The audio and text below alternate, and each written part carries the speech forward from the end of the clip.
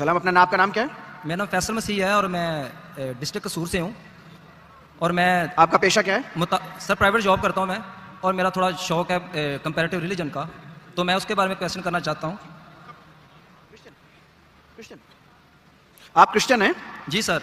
जी, अपना सवाल मुख्तसर करके पूछें जरा। जी सर मैं सही बुखारी 3808 का रेफरेंस देके कहता हूँ कि हुज़ूर पाक सल्लल्लाहु अलैहि वसल्लम ने 4 सहाबा को रिकमेंड किया था। एक मिनट, बुखारी सही बुखारी 3808 हदीस नंबर 3808 आगे। जी हुज़ूर पाक सल्लल्लाहु अलैहि वसल्लम ने 4 सहाबा को रिकमेंड किया था कि अगर किसी ने कुरान सीखना है तो इन 4 सहाबा से सीखे, जिनमें हज़रत उबई बिन काब थे, अबू हज़ैफा के गुलाम सालम थे, माज बिन जबल और उबई बिन काब का नाम है। 4 सहाबा दिखा रहे, वो देख लीजिएगा। अच्छा, आपका सवाल क्या है? अच्छा, अब उबई बिन काब से मुस्तदरकुल हाकम में एक हदीस है, हदीस का नंबर है 8068 और उसमें सही है, उसको बुखारी और मुस्लिम की शराइत पे हज़रत ज़र फरमाते हैं, हज़रत उबई बिन काब सूरह अहज़ाब पढ़ रहे थे, मैंने कहा इसकी 73 आयात हैं।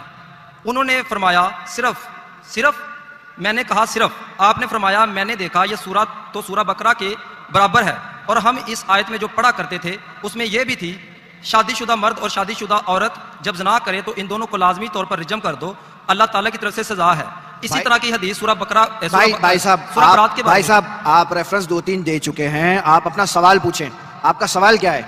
सर सेम तरह की जो कोटेशन है सूरह उसके बारे में आती है, सूरह बरात के बारे में। सर मैं आपसे पूछ रहा हूँ, सवाल ये है कि ये आयात अभी कुरान में हिस्से नहीं है, क्योंकि टोटल अगर निकालें तो 350 से ऊपर की वर्सेज है जो सूरह बरात में और सूरह अल अहज़ाब में मिसिंग है, क्योंकि सूरह बकरा में 286 वर्सेज हैं और करंटली सूरह अल अहज़ाब में 73 वर्सेज हैं। उसमें से माइनस करें तो 213 वर्सेज सूरह अल अहज़ाब में और 157 वर्सेज जो सूरह तौबा में मिसिंग है, तो ये टोटल 350 से अबव बनती हैं। तो काइंडली मुझे बता दें कि इसकी क्या अंडरस्टैंडिंग है। भाई साहब ने सवाल किया है कि सही बुखारी की हदीस है कि साहबा कहते हैं कि सूरह अहज़ाब में जो आयतें हैं वो ज़्यादा है, अभी कम है, और उन्हें गिनती की कि 200-300 अभी कम है। तो इसकी अंडरस्टैंडिंग क्या है? अंडरस्टैंडिंग ये है कि कुरान मजीद में कुछ आयतें हैं जिसे कहते हैं एब्रोगेशन, मतलब कुरान की आयत है सूरह बकरा की सूरह नंबर 2 आयत नंबर 109, 106 और 109 कि हम अल्लाह ताला आयतें को भुलाता नहीं, लेकिन उसके बदले बेहतरीन आयत पेश करते। तो उसे कहते हैं एब्रोगेशन को अरबी में क्या कहते हैं? नसख, नासिक और मनसूख, नासिक और मनसूख।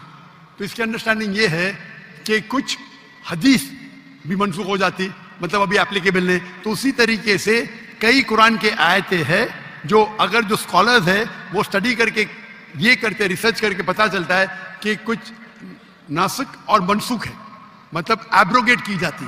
तो स्कॉलर्स इसके ऊपर स्टडी करते हैं हदीस की रोशनी में, ये उन्हें पता चलता है, क्योंकि हमारे हिदायत की किताब 2 है, कुरान और सही हदीस। सिर्फ आप कुरान पढ़ेंगे तो उसके अंदर कोई इख्तिलाफ नहीं, जरा भी प्रॉब्लम नहीं है।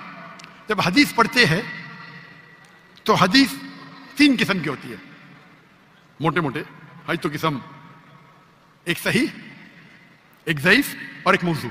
सही मतलब ऑथेंटिक, ज़ईफ मतलब वीक, और मौजू मतलब गढ़ी हुई। इस तरीके से तो कई, ये तो एक टाइप ऑफ क्लासिफिकेशन है, कई किस्म है क्लासिफिकेशन के हदीस के। तो जहां तक कि कुरान की आयत Quran on its own there is no problem, कोई प्रॉब्लम नहीं। हदीस में, हदीस के अंदर आपको पहला देखना पड़ेगा हदीस सही है कि ज़ईफ है कि मौजू है, और इसके बाद हमें तहकीक करना पड़ेगा कि ये हदीस जो है वो कुरान से मिलती है क्या नहीं।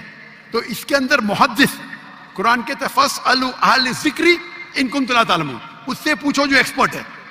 तो ये जो फन है मुहद्दिसीन का फन है, ये मुहद्दिसीन का फन है कि वो हदीस को देखते हैं कि हदीस सही है कि ज़ईफ है, वो क्या कॉन्टेक्स्ट में, और इसको लेके वो तहकीक करते हैं और फिर जवाब देते हैं।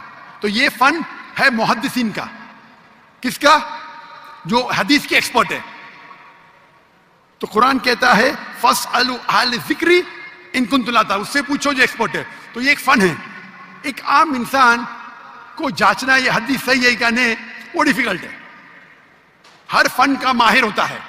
वो मुहद्दिस सुनो तो देखते हैं भाई रिजाल कौन है, इसकी रावी क्या है, इससे टकराता है कि नहीं टकराता है, और तहकीक करके कहते हैं कि ये हदीस सही है कि ज़ईफ है, वो रावी है, सिक्का है, 8-12 कैटेगरीज है। तो ये एक अलग फन है।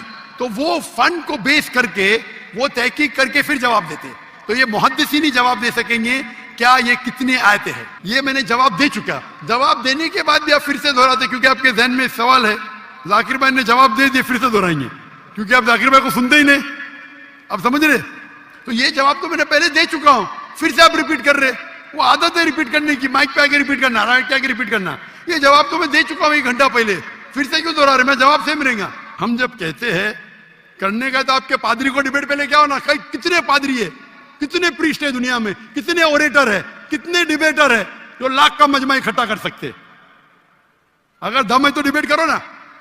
जो लोग शोहरत चाहते बोलते मैं डॉक्टर लाख से डिबेट करूंगा, क्या मैं पागल हूं आपसे डिबेट करूं? अरे टक्कर के आदमी को लेके आओ ना, जिसने पीएचडी किया है, जो कम से कम 50,000 उसके तकरीर के लिए मजमा खड़ा कर सके। मैंने श्री श्री रविशंकर के साथ डिबेट की थी 2006 में। ये बच्चे लोग आते, ये बच्चे लोग को बेचते, अगर मैं डिबेट को दोपहर बच्चे को मारता है, बराबर ना? टक्कर के आदमी को लो, हमेशा जब कंपटीशन होता है heavy weight, light weight heavy weight का झगड़ा नहीं करता है क्या? नहीं करता है। गलत है भाई। हम पैगाम पहुंचाते हैं, हर एक को मौका देते हैं। आपके क्रिश्चियन मिशनरी की तकरीर में या हिंदू जो बड़े बड़े प्रीस्ट है वो थोड़ी देते भाई, पूछो मुझे, कोई भी गैर उन्दे पूछो, पूछने देते ही नहीं, खुद तकरीर करते हो चले जाते। हम तो भाई ओपन है, खुली नशिस्त, क्योंकि हम जानते हैं हमारा दीन हक का है, हमारी किताब कुरान हक की है। अल्लाह ताला फरमाते सूरह इसरा में, सूरह नंबर 17 आयत नंबर 81, वकुल जाल हक वज़ाकल बातिल इन्नल बातिल काना ज़हूका। आप हक अगर बातिल से टकराता है तो बातिल खत्म हो जाता है।